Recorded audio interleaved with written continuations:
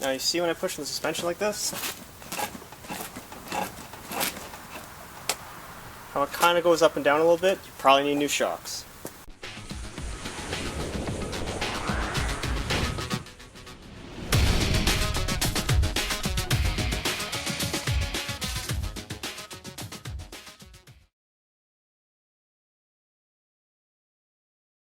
Okay, the main reason why I'm changing out my shocks is, well, quite frankly, my truck is driving like a bag of shit. But what does a shock do exactly? I tend to buy the Bilstein HD series as opposed to their Comfort series. Now, it's not because it supports more weight, it's just the way it controls it. Shocks don't support a vehicle's weight at all. That's what springs are for.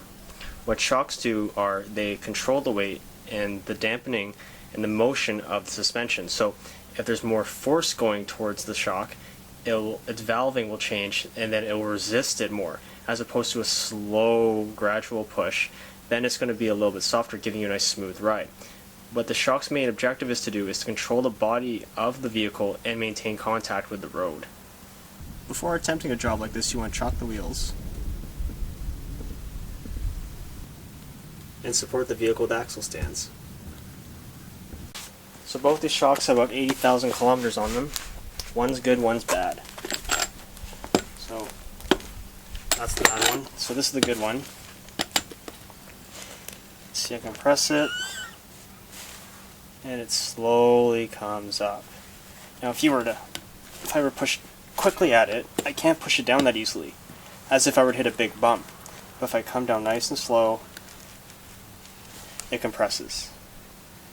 That's what it's supposed to do. So hit it hard, lots of resistance. Now this guy over here, this one's just blown. No matter what I do, it's just like a pogo stick. This is what's making my truck drive like one of those guys that cut their springs and think they're hot shit and bouncing around all over the place. Not cool. I've taken out the left side shock, and obviously this is the old one. Here's the new one. This has about 80,000 kilometers on it, and it's pretty tired. You see here's the original bushing that came with the Bilstein, and this is what it looks like new. So it's pretty worn, it's totally deformed. You might want to switch up to a polyurethane bushing from like Energy Suspension, a brand like that. So over time it's more likely to hold its shape.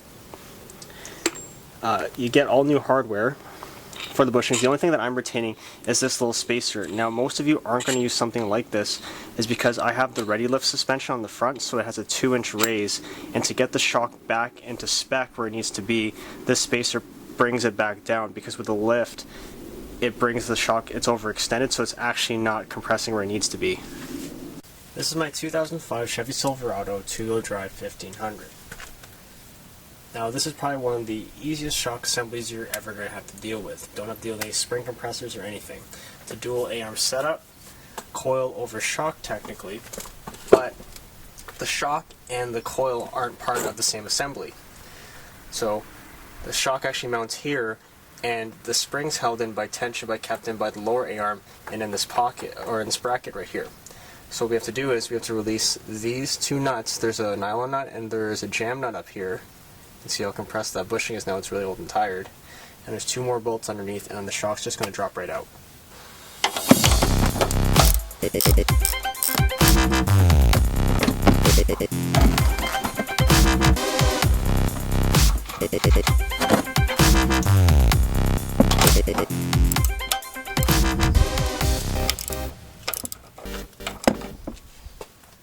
With the nuts unfastened, you can take it off now.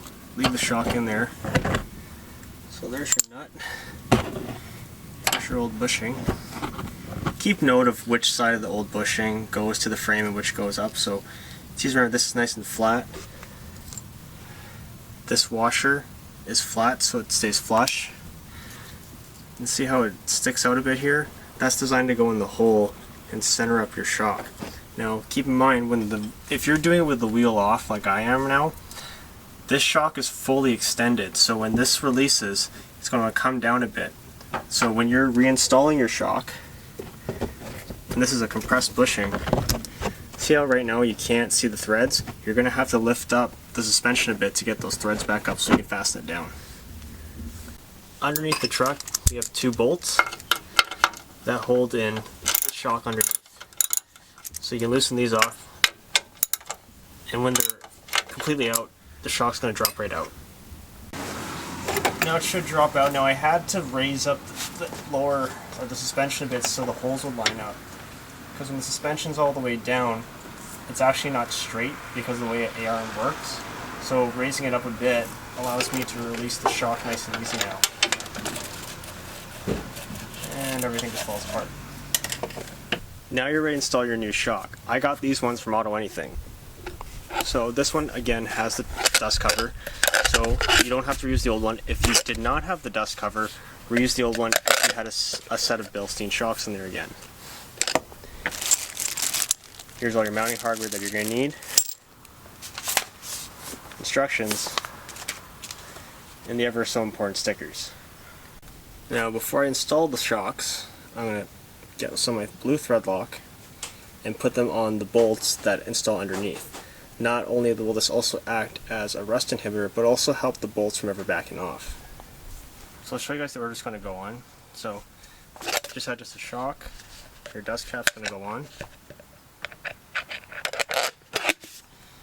Now in this application, you're going to put your spacer because of the ready lift suspension.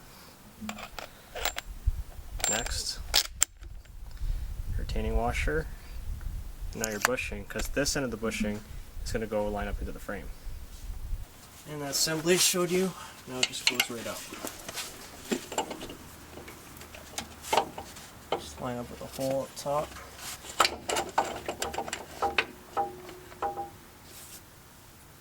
Now my bolts already have thread lock on them. Which one of the angels is doing this instead? Easier for me to narrate a bit. Oh well. Win some, you lose some.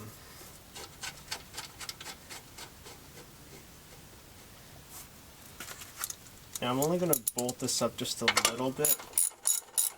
I still have to line up the top.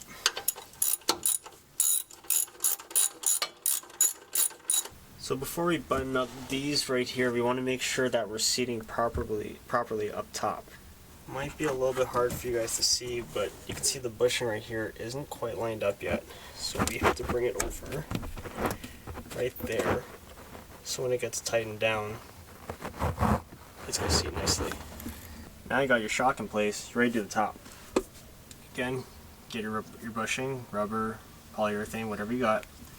Make sure that this end is going into the hole. That keeps it nice and in place. See, it just makes sense, see? Yeah, this piece.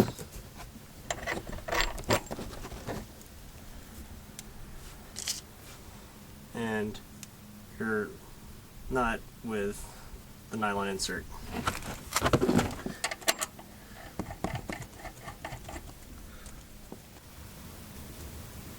Right now I have weight on the suspension, so you want to be cautious around here because there is tension on the suspension right now. But what I'm doing is I'm tightening on the top bushing just snug. Don't bother taking a torque wrench up here, because if you do, well, this is just going to keep on compressing and compressing and compressing, even if you set to like 20 or 30 pounds, because the torque wrench will never see it. The bottom you can obviously torque it down to spec. But up here, we're just going to compress it just a bit, and you'll notice when you release suspension when it comes down, this is going to really compress, but it won't matter because most of the time the suspension is going to have the vehicle weight on it, so we're going to tighten it as if we had the vehicle's weight on it. So I got my bushing the way I like it. Here's the first nut with the jam nut on top just in case, and we're going to torque down underneath to whatever the manufacturer specs are, and we're ready to put this thing back together. Okay, last thing I maybe made that look too easy. So I'm wrenching on this. This on the stem, it might rotate with the nylon nut. So you grab a pair of pliers, vice grips to counter it. You can wrench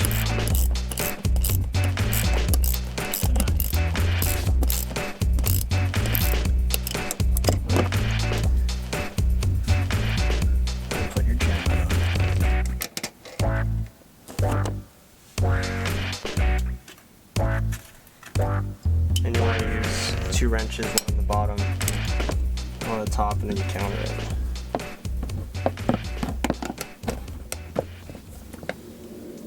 Another thing you do to take your install to the next level is you can, I noticed that the hardware was a little bit corroded when I took it all out, so I just hit it with a quick coat of paint to help prevent any corrosion to the hardware. So we've gone ahead and used our torque wrench to torque down the bottom to spec. Now the other reason why I suggested you take off the wheel is now is a great time to do a visual inspection. So, check your steering linkage for excessive play, do a visual inspection everywhere, and while you're here, now they have all this exposed, get out your grease gun and do a chassis lube. So you do your sway arm bushings, ball joints. Some higher end performance vehicles have grease nipples on the A-arms for the polyurethane bushings so they don't squeak. So if you have that, now's the time to hit all that stuff, and then you can button it all up. And that, guys, is how you install shocks. Hopefully that helped you out today. This is the Bilstein section from Auto Anything. I'll post it in the description below, but if you're looking for anything for your vehicle, check out their website because they have a huge inventory of parts. Aftermarket, replacement parts, whatever you need, they probably got it.